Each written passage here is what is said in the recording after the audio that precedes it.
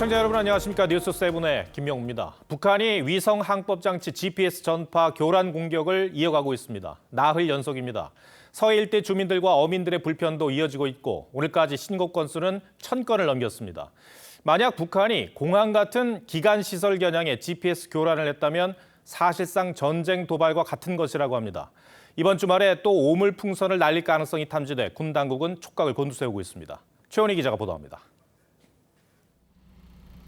오늘 오전 6시쯤 서북도서 일대에 GPS 교란 신호가 탐지됐습니다. 지난달 29일부터 나흘째 이어진 북한의 교란 공격입니다. 내비게이션 신호가 끊기거나 배들이 엉뚱한 위치에 표시되는 일이 반복되고 있는데 오늘 오후까지 들어온 전파 혼신 신고 건수는 1,100건을 넘겼습니다. 또 수신 중으로 뜨는데 배는 저기 이북으로 가 있어. 현재까지 군사작전 제한 사항은 없는 것으로 전해졌지만 지역 주민과 어민들의 피해는 점차 커지고 있습니다. 한참 조업철이죠. 근데 지금 몇 배는 지금 조업 안 하고 들어갔어요. 하도 못 하겠다고 계속 안 됐다가 기다렸다가 또 잠깐 하다가 자꾸 그러니까 피해가 상당하죠. 오늘부터 북쪽에서 바람이 불어오면서 북한이 주말에 오물풍선을 또 날려보낼 가능성도 있습니다. 북한이 공언했듯이 또 풍선 부양을 할 수도 있고 또 남북 공유 하천에 또 오물을 투척할 수도 있다고 예상해서. 다만 군 관계자는 기상 조건과 북한의 언행을 미뤄 추정한 거라며 북한의 구체적인 준비 정황까지는 포착되지 않았다고 했습니다. 원점 대응이 쉽지 않은 이른바 회색지대 도발로 북한이 긴장감을 높여가는 가운데 군 당국은 풍선 낙하물에 주의하고 발견할 경우 직접 만지지 말고 군부대나 경찰에 신고해달라고 당부했습니다. TV조선 최원입니다. 계속되는 북한의 도발에 정부는 강도 높은 대응을 예고했습니다. 북한이 극도로 민감하게 반응해온 대북 확성기 재개 방안도 검토하고 있습니다. 국제안보회의에 참석한 신원식 국방장관은 오물풍선에 대해 치졸하고 저급한 행위라고 비판했습니다. 계속해서 김충영 기자입니다. 한미일을 비롯한 40여 개국 안보 수장들이 보이는 아시아 안보회의 샹그릴라 대화 연설에 나선 신원식 국방장관은 북한의 오물풍선 살포를 강도 높게 비판했습니다. 정상국가로서는 상상할 수 없는 치졸하고 저급한 행위입니다. 반인륜적이고 정전협정에 대한 명백하고 중대한 위반입니다. 신 장관을 만난 미국 하원의원단도 비열하고 수용할 수 없는 행위라고 비판했습니다. 워싱턴에 모인 한미일 3국 외교차관도 북한의 안보 저해 행위에 우려를 표하면서 탄도미사일 도발을 강력 규탄했습니다. 북한의 감내하기 힘든 조치를 경고한 정부는 대북 확성기 재개도 검토 중인 걸로 알려졌습니다. 북한의 실상을 다룬 뉴스와 K-팝 노래가 고출력 스피커를 타고 전방 20-30km까지 울려 퍼져 북한은 그동안 신경질적인 반응을 보여왔습니다. 반목과 대결을 고취하기 위해 심리모략전이 필요한 신형 대북 확성기들을. 정부는 2010년 천안함 폭침이나 2015년 목함지뢰 사건과 같은 심각한 도발 때 대북 확성기 방송을 대응 카드로 활용해왔는데 2018년 남북 정상회담을 계기로 확성기는 철거된 상태입니다. TV조선 김충영입니다. 22대 국회가 시작된 정치권은 서로 싸움부터 하려는 모양입니다. 민주당은 개원 첫 주말부터 거리로 나섰습니다. 해병대원 특검 수용을 압박하면서 윤석열 정권의 국정농단 게이트라고 주장했습니다. 장세희 기자가 야당 상황 취재했습니다. 파란색 모자를 쓴 민주당 의원들과 지지자 3만여 명이 서울역에 모였습니다. 22대 국회 개원과 동시에 장외로 나와 특검법 압박에 나선 겁니다. 해병대원 특검 가철 국민이 승리한다. 이재명 대표는 망설이지 않고 신속하고 강력하게 국민이 준 권력을 행사하겠다며 강경 투쟁을 예고했습니다. 사적으로 남용하며 국민을 능멸하고 이 나라 미래를 해치는 데 사용한다면 책임을 바로 우리 국민들이 물어야 하는 것 아니겠습니까? 윤석열 대통령을 수사 외압 몸통으로 지목하고 국정농단 게이트를 주장하는 목소리도 나왔습니다. 수사 외압의 몸통으로 윤석열 대통령을 가리키고 있습니다. 특검법 거부는 노골적인 수사 방해입니다. 대통령이 직접 통화하고 행안부 장관이 직접 통화한 총체적인 윤석열 정권의 국정농단 게이트가 되었습니다, 여러분! 탄핵 언급도 나왔습니다. 불법하고 위헌하면 대통령은 탄핵 대상이라고 법에 나와 있다고. 조국혁신당은 용산 대통령실 앞을 찾아가 특검법 수용을 주장했습니다. 특검법을 그물오를 더 촘촘히 만들어 국회에 제출할 것입니다. 사고 책임자와 수사 회피 범인들을 빠짐없이 올가매고 잡아낼 것입니다.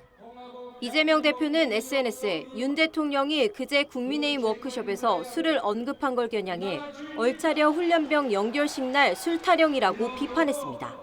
TV조선 장세입니다. 국민의힘은 김정숙 여사의 인도 방문 논란에 대한 공세로 맞불을 놨습니다. 당시 기내식 비용으로만 6천만 원 넘게 사용됐는데 1인당 평균 160만 원에 달하는 금액이라 상식적이지 않다는 겁니다. 문재인 전 대통령은 단독 외교라고 평가했지만 문체부 장관의 특별 수행원 자격이었던 점도 논란입니다. 여당의 공세는 이태희 기자가 보도합니다. 국민의힘은 김정숙 여사가 2018년 인도를 방문했을 당시 기내식 비용이 과도하게 지출됐다고 비판했습니다. 당시 3박 4일로 진행된 일정엔 방문단 36명이 동행했는데 기내식 비용만 6,292만 원이 사용된 것으로 확인됐습니다. 국민의힘은 승무원을 제외하면 1인당 기내식 비용이 160만 원이 넘는다며 하늘에서 잔치라도 벌인 거냐고 했습니다. 4인 가족의 5년치 식비를 하늘 위에서 써버린 것입니다. 단독 관광에 혈세를 쓴 것이라는 의혹이 점점 짙어지고 있습니다. 문재인 전 대통령은 회고록에서 영부인의 첫 단독 외교로 평가했지만 국민의힘 배현진 의원은 문체부 장관의 특별 수행원 자격으로 동행한 것이라며 김 여사 때문에 4억 가까운 예산이 쓰였는데 민간인들은 몇백만 원이면 다녀올 일정이라고 주장했습니다. 이 예산을 사용하지 못하는 당사자들이 같이 예산을 쓴 정황이기 때문에 제가 그래서 국고손실 혐의가 있다. 국민의힘 관계자는 의혹이 커지고 있는 만큼 김 여사 특검 논의도 설득력을 얻게 될 것이라고 주장했습니다. 다만 정책 경쟁을 약속했던 여당이 이전 정부의 영부인 논란에만 집중하는 건 과하다는 지적도 당내 일각에서 나옵니다. TV조선 이태희입니다. 최태원 SK회장과 노소영 관장의 이혼 소송 2심 재판에 전 국민의 이목이 쏠린 한 주였습니다. 한국에선 처음으로 보는 재산 분할 규모도 놀랍고 재판 내용을 놓고 법조계도 술렁이고 있습니다. 최 회장을 질타하며 재판장이 쓴 표현을 두고도 법조계에선 이례적이란 평가가 나옵니다. SNS 등에선 두 사람의 이혼 소송 판결문이 퍼지고 있는데 최 회장 측은 법적 대응을 예고했습니다. 먼저 정준영 기자입니다. 최태원 회장과 노소영 관장의 이혼 소송 2심 재판장인 김시철 서울고법 부장판사는 판결 요지를 낭독하기에 앞서 1심 위자료와 재산 분할은 지나치게 낮다고 밝혔습니다. 이후 김 부장판사는 최 회장을 수차례 질타했습니다.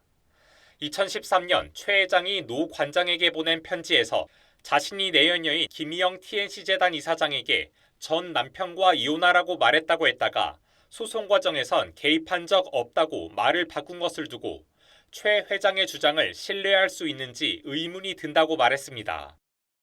김 이사장과 오랜 기간 관계를 유지한 것에 대해선 혼인의 순결과 일부일처제를 전혀 존중하지 않는 모습이라고 비난했습니다. 혼인관계를 존중했다면 도저히 할 수 없는 행위라는 표현도 썼습니다. 최 회장 측은 재판 과정과 결론이 지나치게 편파적이라고 반발했습니다. 김 부장판사는 가사 사건인 만큼 일반인은 물론 법관들의 판결문 열람도 원천 차단해달라는 최 회장 측 요청도 받아들이지 않았습니다. 해당 판결문은 일부 온라인 커뮤니티와 SNS 등을 통해 퍼지고 있습니다.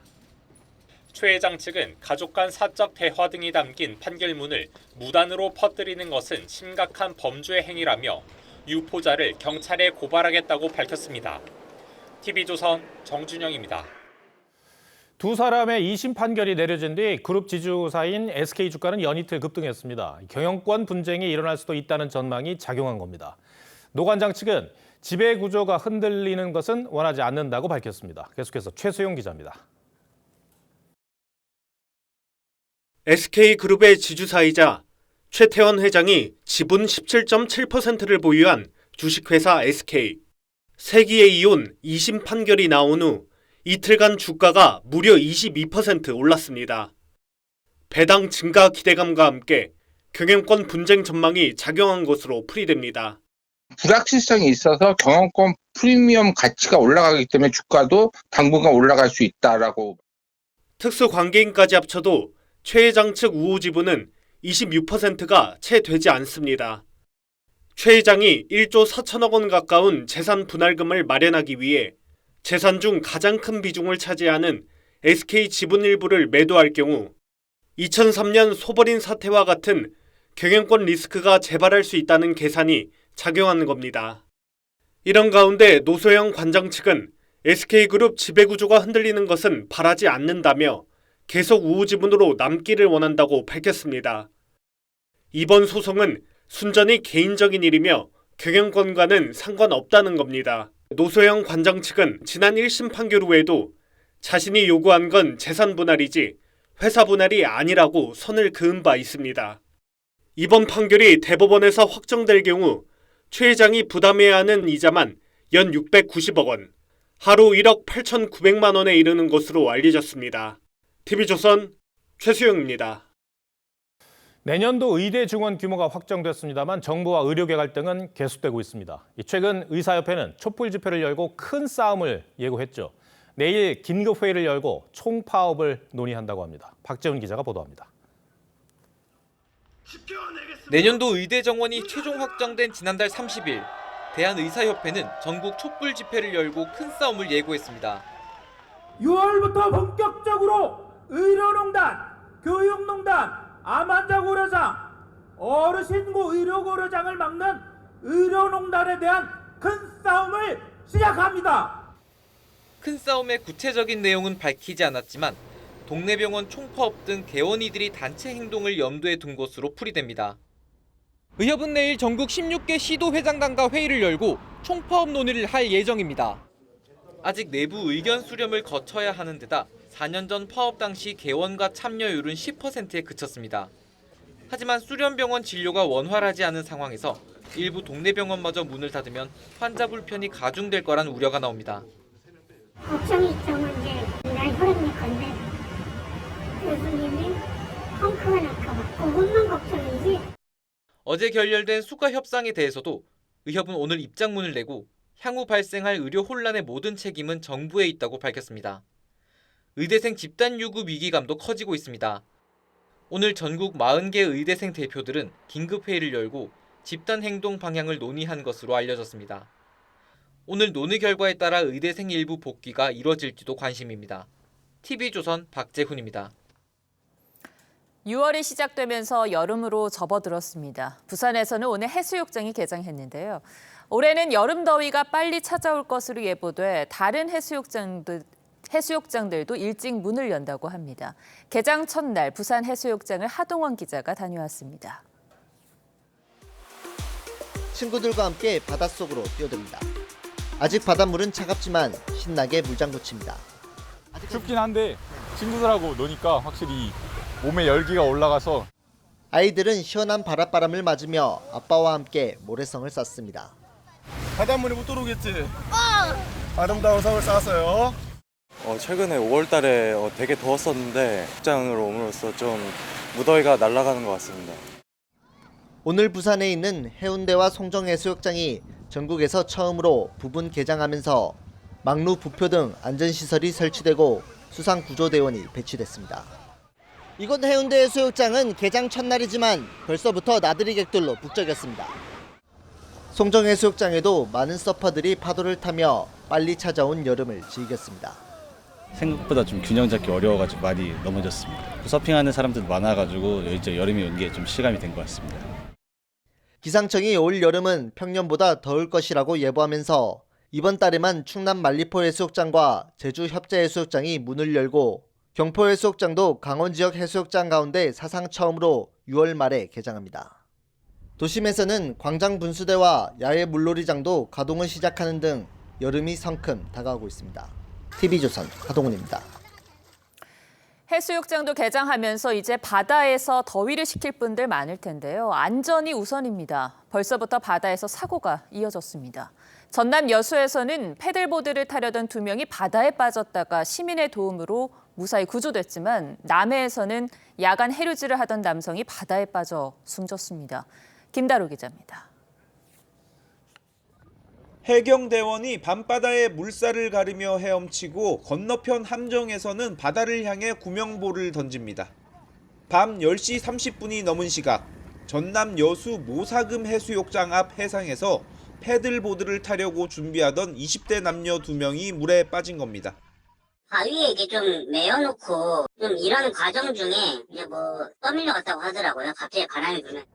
인근에 살던 주민 이의훈 씨는 집에서 살려달라는 여성의 외침을 듣고 방파제로 나가 구명환에 의지한 채 바다로 뛰어들었습니다. 이 씨는 100m 정도를 헤엄쳐 이들을 구조해 육지로 향했고 때마침 출동한 해경이 3명 모두를 무사히 구조했습니다. 몸이 먼저 반응한 것 같아요. 막 그 구명환을 넘겨주시면서 걱정하지 말라고 잡으면서 발만 좀 이렇게 저어주시고 몸을 움직여야 되니까.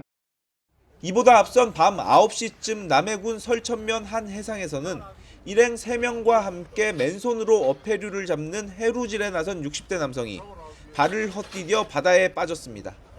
신고를 받고 출동한 해양경찰이 남성을 구조해 심폐소생술을 하며 병원으로 이송했지만 끝내 숨졌습니다. TV조선 김다로입니다. 음주 뺑소니 사고 직전 김호중 씨의 걸음걸이를 두고 경찰은 술에 취해 비틀거렸다고 봤지만 김 씨 측은 원래 그렇게 걷는다고 반박해왔습니다. 그런데 국가수는 감정 결과 당시 김 씨의 걸음걸이가 평소와 달랐다고 결론 내렸습니다. 주원진 기자입니다. 김호중 씨가 경찰서 계단을 내려오며 다리를 쩔뚝입니다. 검찰 송치 앞두고 따로 하실 말씀입니다. 끝나고 말씀드리겠습니다. 죄송합니다. 경찰은 당초 김 씨에게 적용한 위험운전치상 외에 음주운전 혐의까지 추가했습니다. 사고 직전 차량에 오르면서 몸을 가눌 수 없을 정도로 비틀거리는 집 앞 CCTV가 만취운전의 핵심 증거라고 봤습니다. 김 씨 측은 평소에도 그렇게 걷는다며 음주 증거가 될 수 없다고 반박했습니다. 하지만 국과수는 사고 직전 김 씨의 걸음걸이는 평소 걸음걸이와 다르다는 법보행 감정 결과를 내놨습니다.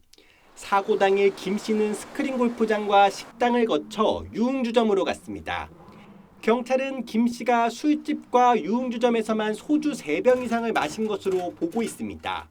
경찰 관계자는 스크린 골프장에서 식당으로 이동하면서 김 씨가 차량을 직접 운전한 사실을 확인했지만 스크린 골프장에서 마신 술은 얼마 되지 않다고 보고 있다며 술집과 유흥주점에서 마신 술의 양만 가지고도 혐의 입증에 문제가 없을 것이라고 설명했습니다. TV조선 주원진입니다. 이맘때면 대학 축제가 한창입니다. 그런데 요즘 대학 축제는 학생들의 문화 축제가 아니라 아이돌 콘서트장이 돼가고 있습니다. 더 유명한 가수를 섭외하기 위해 대학들은 수억 원씩 예산을 쏟는데요. 학생들은 좋은 자리를 차지하기 위해 밤새 기다리는가 하면 입장권에 웃돈이 붙어 안표 거래까지 이루어지고 있습니다. 변정현 기자가 취재했습니다. 잔디광장 옆으로 부채와 물을 든 학생 수백 명이 줄지어 서 있습니다. 대통령과 이동 부탁드립니다. 4일간 이어진 축제 마지막 날, 유명 가수의 공연을 보기 위해 대기하는 줄입니다. 일부 학생들은 유명 연예인을 더 가까이에서 보기 위해 전날 밤 9시부터 이렇게 돗자리를 펴놓고 기다리고 있었습니다. p.m. yesterday, so it was about 12 hours to get the ticket, and then we're waiting like another 10 until the performance starts. 입장하지 못한 학생들은 담장과 건물 난간에까지 올라가 공연을 지켜봅니다.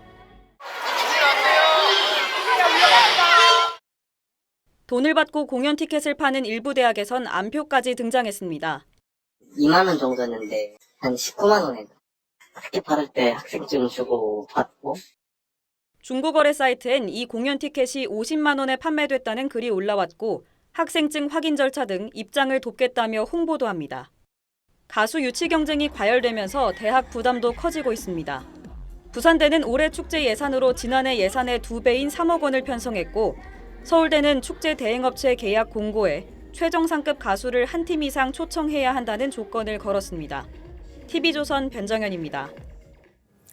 월세 문제로 평행선을 달리고 있는 대전역 성심당 사태에 대전시가 가세했습니다. 역 앞에 임대할 수 있는 공간이 있다며 제안을 한 겁니다. 이 월세 사태를 두고 코레일과 성심당의 입장 차이는 물론이고 또 소비자와 다른 입점 업체의 의견 차이도 커서 어떤 결론이 나든 여지는 있을 것 같습니다. 송병철 기자입니다. 전국 명소로 떠오른 성심당 대전역 분점. 가게 앞엔 항상 긴 줄이 늘어섭니다. 코레일 유통과 성심당이 최근 월세 문제로 갈등을 겪는 와중에 대전시가 나섰습니다. 대전교통공사가 운영하는 역 앞 지하 매장을 대안으로 제시한 겁니다. 저희 대전시도 대안 일부 하나 갖고 있어요. 그 고만한 매장에 바로 역전. 대전역 분점에서만 월 평균 26억 원 매출을 올리는 성심당이 현재 코레일 측에 내는 월세는 매출의 5%, 1억 3천만 원 가량으로 내부 규정으로 정해진 최저 수수료율 17%, 4억 4천만 원에 못 미칩니다. 특혜라는 지적이 이어지자 코레일 측은 재계약부터는 월세를 규정대로 받겠다는 방침입니다. 성심당은 현재 수준인 1억 원 선 이상으로 낼 수 없다는 입장입니다. 소비자들은 향토 기업에 특혜를 줄 수 있다고 생각하지만 대선 자체도 이 성심당이 있음으로 인해서 굉장히 이익일 텐데 그런 특혜가 좀 있었으면 좋겠다고 생각해요. 대전역의 다른 입점업체들은 형평성에 어긋난다는 시각입니다. 35% 이하가 없습니다. 그런데 17%로만 왜 들어오라는 것도 사실은 굉장히 큰 특혜죠. 코레일 측은 재계약 불발까지도 감수한다는 방침인 것으로 전해집니다. TV조선 송병철입니다. 식품업계가 과거 제품들을 재출시하고 있습니다. 단종했지만 소비자들의 요구로 다시 내놓는 건데요. 제2의 전성기를 맞이하기도 합니다. 이정현 기자입니다. 대형마트 한복판에 쌓인 감자 스낵. 맛을 보고 구매하는 사람들로 북적입니다. 어렸을 때 제가 많이 즐겨 먹던 과자였는데 없어져서 굉장히 섭섭했거든요. 근데 마트 지나가다가 지금 발견해서 굉장히 기분이 좋습니다. 한 제과회사가 2014년부터 3년간 판매하다 단종된 제품인데 재출시해달라는 소비자들의 요청이 끊이지 않자 8년 만에 다시 내놨습니다. 재출시 요청이 가장 많았던 제품이고 저희가 원부재료 공수하는데 부담이 되는데도 불구하고 소비자분들의 좀 기대에 부응하기 위해서 2015년 단종된 다른 과자도 지난해 초코맛을 가미해 재출시된 후 입소문을 타면서 100억 원어치가 팔렸습니다. 한 아이스크림 업체는 짧게는 3년 전, 길게는 15년 전 제품을 잇따라 재출시하고 있습니다. 식품업계에서 재출시가 이어지는 건 소비자들이 적극적인 목소리를 내는 프로슈머 현상과 무관치 않습니다. 식품회사도 새 상품 개발에 비해 비용과 시간을 아낄 수 있습니다. 인기 요소는 검증됐다고 볼 수가 있고요. 재출시된다고 할 것 같으면 그거 자체가 하나의 스토리가 되기 때문에 다시 돌아온 과자들이 어느덧 어른이 된 소비자들의 입맛과 추억을 사로잡고 있습니다. TV조선 이정현입니다. 요즘 우리나라 영화와 드라마는 세계적으로 작품성과 오락성을 인정받고 있습니다. 이렇게 되기까지 여러 영화인들의 치열한 창작 활동은 발전의 밑거름이 됐을 겁니다. 영화인 240명이 직접 뽑은 역대 한국 영화 100선이 10년 만에 새롭게 발표됐습니다. 2위는 개봉 당시 신드롬을 일으켰던 봉준호 감독의 살인의 추억이 차지했습니다. 1위의 영광은 어떤 영화로 돌아갔을지 박소영 기자가 소개합니다. 봉준호의 롤모델이자 박찬욱이 가장 존경하는 감독. 1위는 한국의 히치콕 고 김기영 감독의 1960년작 한여가 차지했습니다. 염려 마세요. 내가 당신같이 훌륭한 분을 영원히 모시게 되는 거려. 인간의 뒤틀린 욕망과 충동을 섬뜩하게 그린 이 작품은 개봉 당시 10만 관객을 모으며 선풍적 인기를 끌었고 2010년 임상수 감독에 의해 리메이크되며 한국 영화사에 한 획을 그었습니다. 2위는 살인의 추억, 3위는 2019년 개봉해 새롭게 순위에 포함된 기생충으로 모두 봉준호 감독의 작품입니다. 똑같다. 둘이 냄새가 똑같아. 리스트에 가장 많이 이름을 올린 건 박찬욱 감독이었습니다. 올드보이가 5위, 헤어질 결심이 공동 8위를 기록했고 박쥐와 아가씨 등 총 7편이 100선에 들었습니다. 한국 영화사의 정전에 대해서 영화인들이 합의를 하는 과정이라고 볼 수 있는데 한국 영화가 2000년대 이후에 약진했던 그런 상황들이 반영이 돼서 여성 감독의 활약도 10년 전에 비해 두드러졌습니다. 이번 조사에서 정주리, 윤가은, 김보라 감독 등이 새롭게 이름을 올리면서 여성 감독의 작품은 9편으로 늘었습니다. TV조선 박소영입니다. 네, 우리 영화는 이렇게 발전하면서 세계적으로 인정을 받고 있는데 프랑스 칸 영화제에서 불편한 일이 있었습니다. 레드카펫의 경호원이 유독 백인이 아닌 배우들을 심하게 제지하면서 인종차별 논란이 불거진 겁니다. 가수 소녀시대 출신 유나도 곤욕을 치러야 했습니다. 그런가 하면 이 헐리우드에선 배우 이정재의 스타워즈 출연을 놓고 시끄럽습니다. 오늘 포커스는 신은석 기자가 영화계 인종차별 논란에 맞췄습니다. 가수 겸 배우 유나가 프랑스 칸 영화제 레드카펫을 밟습니다. 그런데 카메라를 향해 포즈를 취하려는 순간 경호원이 다가와 빨리 들어가라는 듯 팔을 뻗어 가립니다. 비슷한 일은 또 일어났습니다. 도미니카 공화국 배우 마시엘 타베라스는 인사를 하려고 애쓰다 경호원의 팔이 몸에 닿자 화를 냈고 미국 아프리카계 배우 켈리 롤랜드는 제지당하자 강하게 항의했습니다. The woman knows what happened. I know what happened. And I have a boundary. And there were other women that attended that carpet who did not quite look like me. And they didn't get there, scolded or pushed off or told to get off. 반면 백인 여배우들은 한동안 서서 자유롭게 포즈를 취해도 누구도 뭐라 하지 않습니다. 인종차별 논란에도 사과 한마디 없던 주최 측은 결국 피소당했습니다. 우크라이나 출신 모델 사와 폰티이스카가 경호원 때문에 정신적, 육체적 피해를 봤다며 칸 영화제 조직위원회에 1억 5천만 원의 피해 보상을 요구하는 소송을 제기한 겁니다. Actors, producers, and people of film industry, I need your help. I always dreamed into getting of Cannes Film Festival, but then I was shocked they allowed the guards to use the physical force on the red carpet guests. 전 세계 인재를 흡수하는 헐리우드도 예외는 아닙니다. 디즈니는 이제는 고전으로 자리 잡은 스타워즈 신작에 배우 이정재 씨가 출연한다고 알렸습니다. 스타워즈를 촬영했다는 것에 대해서 아직도 믿겨지지가 않고요. 제가 어렸을 때 스타워즈를 극장에서 처음 봤을 때 그 충격을 아직도 기억을 하는데요. 그런데 최고 인기 캐릭터인 마스터 제다이를 동양인이 맡자 일각에선 불만이 나왔습니다. 감독은 인종주의자는 스타워즈의 팬이 아니라고 일축했지만 인어공주, 백설공주에 이어 백인이 아닌 주인공마다 논란이 되고 있어 씁쓸하기만 합니다. 뉴스7 포커스였습니다. 도로나 하수구 같은 지하 시설물을 공사하다가 발생하는 통신 먹통 사고가 매년 270건이 넘습니다. 통신선과 배수로가 거미줄처럼 얽혀 있다 보니 공사 도중에 실수로 건드리는 경우가 많은데요. 이런 사고를 막는 기술이 개발됐습니다. 유혜린 기자입니다. 지난 2월 서울 마장동의 한 공사 현장. 파헤쳐진 땅 속에 통신선이 끊어져 있습니다.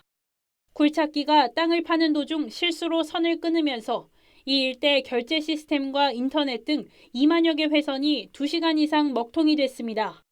이렇게 공사 중 단선으로 생기는 통신장애는 연간 270여 건, 복구 비용만 100억 원에 달합니다. 잘 보이지도 않고 지하에 매설돼 있어가지고 그것 때문에 좀 확인이 어렵더라고요. 이런 사고를 막기 위해 한 통신사가 빅데이터를 활용한 자동 알림 시스템을 개발했습니다. 포크레인 등 중장비가 통신 케이블 반경 50m 안쪽으로 접근하면 이렇게 핸드폰 알림으로 알려줍니다. 통신선과 중장비 위치 데이터를 통합해 만든 지능형 보호 시스템입니다. 중장비가 접근하면 통신사에도 실시간으로 알람이 떠 직원이 직접 현장에 출동해 공사를 중단시켜 사고를 막을 수 있습니다. 중장비 현재 위치와 동작하는 여부를 실시간으로 알 수 있고 저희 케이블 매설 위치가 실시간으로 나타나게 되어 있습니다. 앞으로 이 기술을 전기, 상하수도, 가스 등 다른 지하 시설물에도 적용해 공사 중 파손 사고를 예방할 계획입니다. TV조선 유혜링입니다. 이렇게 인공지능 AI가 이곳저곳에 쓰이면서 갈수록 부각되는 문제가 있습니다. 바로 전기입니다. 전 세계가 AI 개발뿐 아니라 전력 확보에도 사활을 걸고 있는데요. 산업부 장윤정 기자와 따져보겠습니다. 자, 장 기자, AI와 전력이 그렇게 밀접한 관계가 있는 겁니까? 네, 이 AI는 전기 먹는 하마라고도 불리는데요. 이 사람이 머리를 많이 쓰면 에너지가 많이 소모되고 금방 배가 고픈 것처럼 이 AI도 복잡한 연산을 수행하려면 많은 에너지가 필요합니다. 실제로 이 챗 GPT와 같은 초거대 AI 모델을 훈련하는 데 들어가는 전력량이 1287메가와트시에 달하는데요. 우리나라 460여 가구가 1년 내내 쓰는 전력 소비량과 맞먹습니다. 그러니까 AI가 고도화될수록 또 AI를 쓰는 사람이 많아질수록 더 많은 전기가 필요할 텐데요. 어느 정도로 예측이 됩니까? 네, 그렇습니다. 이 AI 개발과 유지를 위해서는 데이터 센터가 필요한데요. 국제에너지기구는 2년 뒤 전 세계 데이터 센터가 사용하는 전력량이 1050테라와트시에 달할 것으로 예측하고 있습니다. 이 일본의 한 해 전력 소비량과 맞먹고요. 우리나라 2022년 전력 사용량의 2배입니다. 언뜻 들어도 엄청난 사용량인 것 같은데요. 지금 탈탄소 흐름까지 겹친 상황에서 이만한 전기 수요를 다 감당할 수 있겠습니까? 이 전 세계가 전력 확보에 비상이 걸린 것도 이 때문입니다. 이 AI와 데이터 센터로 전력 수요가 늘 건 알았지만 AI가 이렇게까지 급격히 발전할 줄은 미처 몰랐던 건데요. 네. 그래서 탈원전에 앞장섰던 유럽 국가들도 적극적으로 원전 강화 정책에 나섰습니다. 이 영국과 프랑스는 2050년까지 원전 8기와 원전 14기를 건설하겠다고 밝혔고요. 스웨덴도 향후 20년간 원전을 최소 10기 짓겠다고 밝혔습니다. 또 미국과 일본 등 많은 나라들이 차세대 원전인 소형 모듈 원전 SMR 개발에 뛰어들고 있습니다. 이 밖에도 태양광과 풍력 등 신재생 에너지에도 막대한 투자가 이뤄지고 있는데요. 전력 생산과 탄소 중립이라는 두 마리 토끼를 잡기 위해서 모든 수단을 총동원하는 겁니다. 국가적으로도 그렇겠습니다만 이 전기를 많이 쓰는 빅테크 기업들도 자체적으로 고민이 좀 많을 것 같습니다. 네, 그렇습니다. 이 기업들도 비상에 걸렸습니다. Then the next shortage will be electricity. So I think next year you'll see the electricity that just can't find enough electricity to run all the chips. 테슬라는 인도의 잉여 전력을 저장할 수 있는 파워월 생산 공장 설립을 발표했고요. 마이크로소프트는 재생에너지 개발에 14조 원을 투자하기로 했습니다. 또 챗 GPT 개발사인 오픈AI는 소형 모듈 원전 등에 막대한 자금을 투자했습니다. 우리나라도 AI 개발에 속도를 내고 있잖아요. 전력 수급에 문제는 없겠습니까? 어제 발표한 11차 전력 수급 기본 계획은 오는 2038년까지 AI 관련 사업을 위해 16.7기가와트의 전력이 추가로 필요할 것으로 예상했습니다. 이런 수요를 다 감안해서 대형 원전 3기, SMR 1기를 비롯한 전력 공급 계획을 세운 건데요. 이 계획대로 시설 확충이 이뤄진다면 문제가 없겠지만 원전은 계획부터 완공까지 10년 넘게 걸리는 데다 주민 반대 등 변수가 많습니다. SMR도 아직 상용화되지 않은 미완의 기술입니다. 네, 앞서 21대 국회에서 사용 후 핵연료 처리 관련 법안이 정쟁으로 통과되지 못했었는데 전 세계 전력 전쟁이 함의하는 바를 좀 잘 새겼으면 합니다. 네, 장 기자 잘 들었습니다.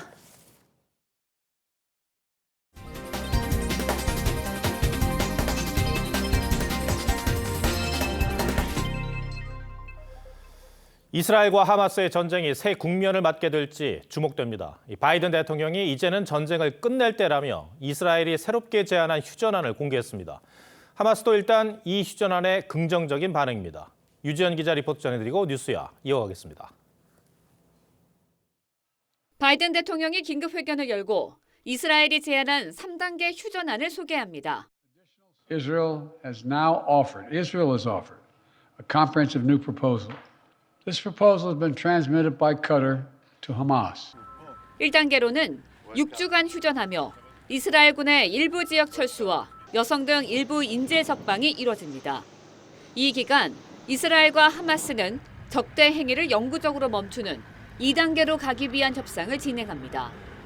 2단계에선 모든 생존 인질 석방과 이스라엘군의 철수가 마무리되고 3단계로는 가자지구 재건 등이 시작됩니다.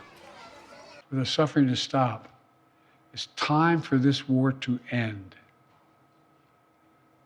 For the day after to begin. 국제사회도 잇따라 지지 성명을 내고 합의를 촉구했습니다. 하마스도 긍정적인 반응을 보였습니다. 이스라엘이 합의를 지키겠다는 약속을 명확히 해야 한다는 단서를 달았지만 미국을 탓하는 기존 입장에서 변화를 보였다는 분석입니다. 지난 8개월 동안 이어진 전쟁으로 가자지구에서는 3만 6천여 명이 숨졌습니다. TV조선 류주현입니다.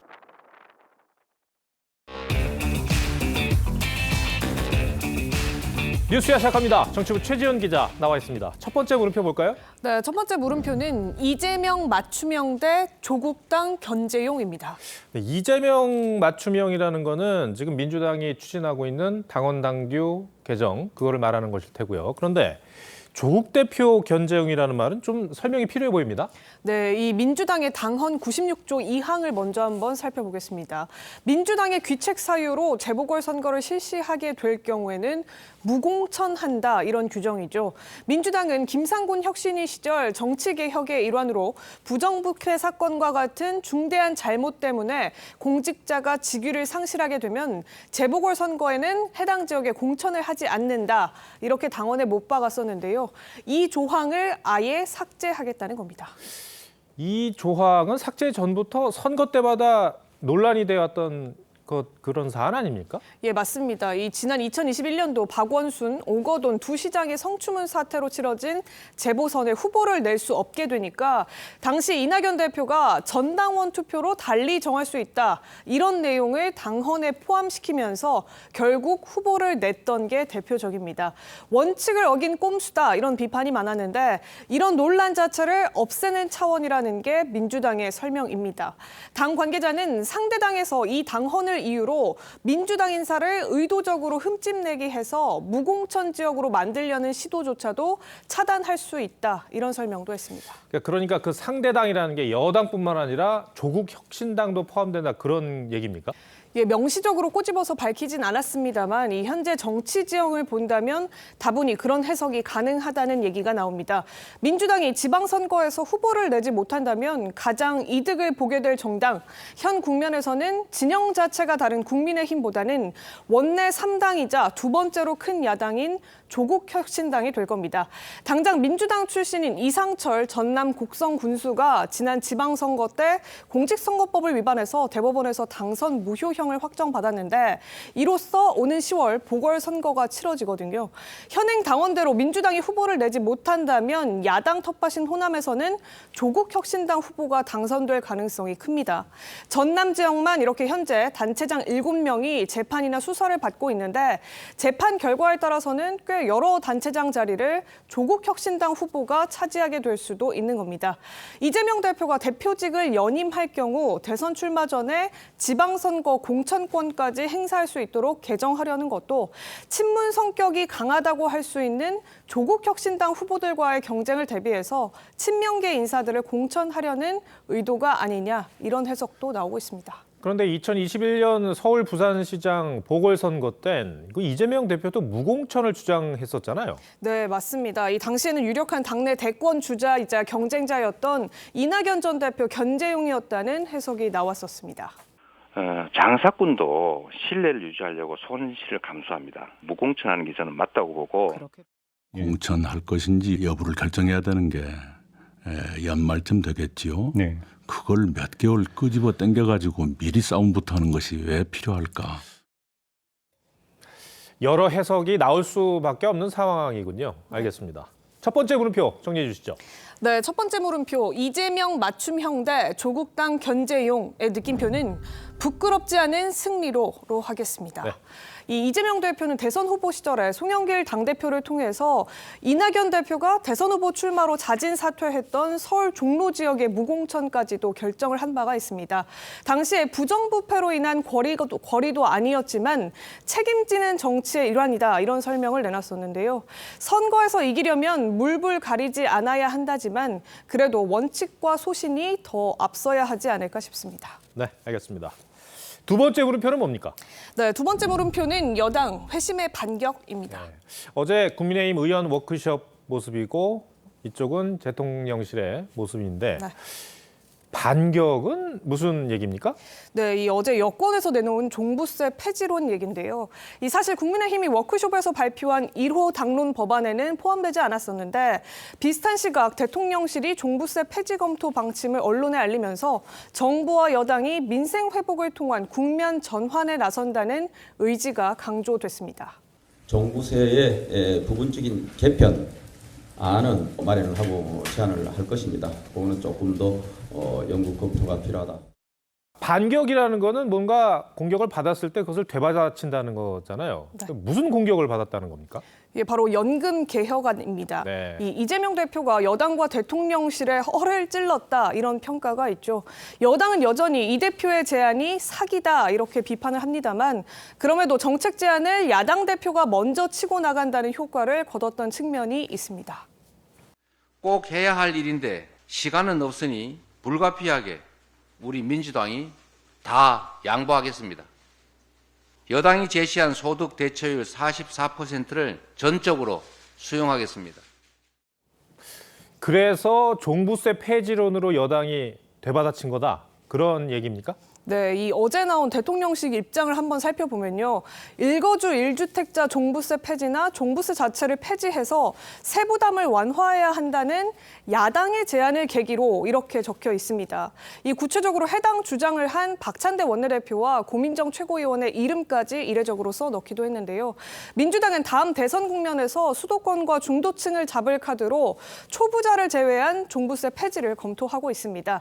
일단 이재명 대표 측도 현 상황은 손 안 대고 코푼격이라면서 이 대표도 긍정적이다 이런 설명도 했는데 하지만 초부자 감세에 불과하다 이런 강성지층 반발을 놓고 정부 여당 안에 마냥 보조를 맞출 수만은 없다는 게 고민이라서 이 간극을 여권이 정확히 파고든 정략적인 카드다 이런 해석이 나오는 겁니다.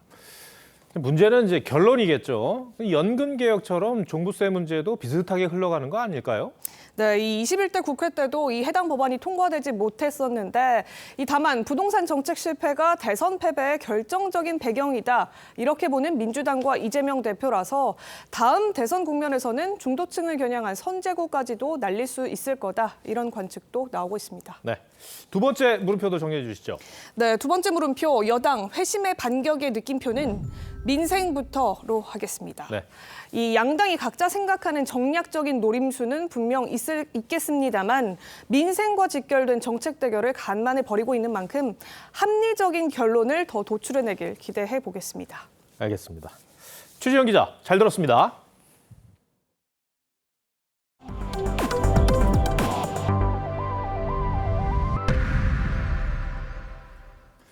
오늘 하루 서울 잠수교가 야외 레스토랑으로 변신했습니다. 5만 명이 넘는 사람들이 찾아와 세계 정상급 셰프들이 선보이는 음식 축제를 즐겼습니다. 전정원 기자입니다. 서울 잠수교가 시민들로 가득 찼습니다. 음식을 받아든 시민들은 한강을 바라보며 여유를 즐깁니다. 세계적인 셰프들이 참여한 서울 푸드 페스티벌엔 하루 종일 시민들의 발길이 이어졌습니다. 유명한 셰프들이 직접 해주시는 음식을 바로 먹을 수 있어서 현장에서 특히 한강이라는 곳에서 먹게 돼서 너무 좀 기대가 되고요. 오늘 행사엔 한국계 미슐랭 투스타 셰프를 비롯한 세계 최정상 셰프들이 참여해 개성 있는 음식을 선보였습니다. 이탈리아 출신 유명 요리사가 국내산 더덕과 잣, 표고버섯을 사용해 만든 피자 코너엔 긴 줄이 늘어섰습니다. Different combination and we come I hope on a good combination. I was hoping they like it. 올해로 10회째를 맞는 서울 푸드 페스티벌엔 오늘 하루 5만 명이 넘는 시민들이 찾았습니다. 화창한 날씨에 인근 한강공원도 나들이객들로 북적였습니다. 날씨가 너무 좋아서 아침에도 너무 재밌게 달리고 지금도 시원하기도 하면서 따뜻하기도 하면서 너무 좋은 것 같아요. 일요일인 내일도 맑은 날씨가 이어지겠습니다. TV조선 전정원입니다. 프로축구 전통의 강호가 맞붙는 현대가 더비가 열렸습니다. 울산이 후반 추가 시간에 결승골을 넣어 리그 선두에 올랐습니다. 장동욱 기자입니다. 3주기를 맞은 2002년의 영웅 고 유상철 감독을 기리며 아들 유선우 씨와 함께 시작한 현대가 더비. 각각 리그 선두와 강등권 탈출을 겨냥한 두 팀의 외나무다리 대결은 초반부터 울산이 주도했습니다. 전반 7분 정확한 로빙 패스를 받은 엄원상의 발리 슈팅에 고승범의 절묘한 가마차기까지 모두 골키퍼 선방에 막혔습니다. 박스 혼전 상황에서 주민규의 절묘한 발리 슈팅은 골대 불운에 울었습니다. 전반 전북의 천홍성을 열어젖히는 데 실패한 울산은 후반에도 파상 공세에 나섰습니다. 후반 23분 전북 수비의 클리어링이 울산 선수를 맞고 나오자 주민규가 놓치지 않고 달려들어 마무리했지만 오프사이드 판정으로 득점 취소됐습니다. 후반 막판 노장 이청용까지 투입하며 골 사냥에 나선 울산. 포기하지 않은 공세는 후반 추가 시간 결실을 맺었습니다. 전북 측면을 완전히 뚫어낸 울산 엄원상의 날카로운 크로스를 아타루가 간결한 슈팅으로 마무리하며 천금 같은 결승골을 터뜨렸습니다. 극적인 승점 3점을 챙긴 울산은 포항을 제치고 리그 선두에 등극했습니다. 전북은 김두현 감독 데뷔승 사냥에 실패하면서 강등권을 벗어나지 못했습니다. TV조선 장동우입니다.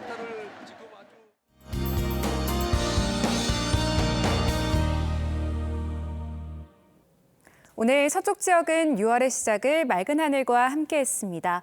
반면 지금도 강원과 경북에는 산발적으로 비가 내리고 있는데요. 이들 지역은 오늘 늦은 밤부터 내일 새벽까지 일시적으로 비가 강하게 쏟아질 수 있겠고 돌풍과 벼락, 쌀락, 우박을 동반하며 요란하게 내릴 수 있어 주의해야겠습니다. 내일도 경기 동부와 강원, 충북 북부와 영남 등 주로 동쪽 지역을 중심으로 5에서 최대 20mm의 비가 내리겠습니다. 내일도 서쪽 지역은 대체로 맑겠습니다. 아침까지 충남 서해안과 전남 해안, 제주도에 강한 바람이 불겠습니다. 내일 아침 서울이 16도, 강릉 14도 등으로 오늘보다는 조금 낮아지겠습니다. 한낮에는 대부분 지역이 25도를 웃돌겠지만 동해안 지역은 20도 안팎에 그치겠습니다. 모레 호남과 경남 내륙에 소나기가 지나겠고요. 다음 주는 대체로 맑은 가운데 초여름 날씨가 이어지겠습니다. 날씨였습니다. 로또 1등 당첨을 확인한 주인공이 화장실 바닥을 대굴대굴 구르며 좋아서 어쩔 줄을 몰라 합니다. 누구나 한 번쯤은 꿈꿔봤을 로또 당첨의 대박. 하지만 인생 역전을 통칭하는 것도 옛말입니다. 당첨금은 줄어든 반면 물가와 집값은 치솟은 탓입니다. 2004년에는 1등 당첨자가 서울 아파트 10채 정도를 살 수 있었다면 지금은 한 채 사는 데 그칩니다. 그럼에도 사람들은 복권을 더 찾았습니다. 성실하게 일만 해서는 서울에 집 한 채 사기도 어렵기 때문이죠. 영국 작가 조지 오웰은 소설 1984에서 복권은 노동자들의 진통제라고 말합니다. 허망된 꿈이라 할지언정 고단한 현실을 잠시 잊으려 814만 분의 1 확률의 희망을 걸고 운 좋게 그 확률에 걸려도 서울 집 한 채 겨우 사는 현실이 처연합니다. 이런 현실에 경제부총리가 로또 당첨금 조정 논의 가능성을 언급했습니다만 자산가치 상승을 따라잡을 수 있는 안전한 사다리를 놓아주는 게 먼저 아닐까 싶습니다. 뉴스7을 마칩니다. 고맙습니다.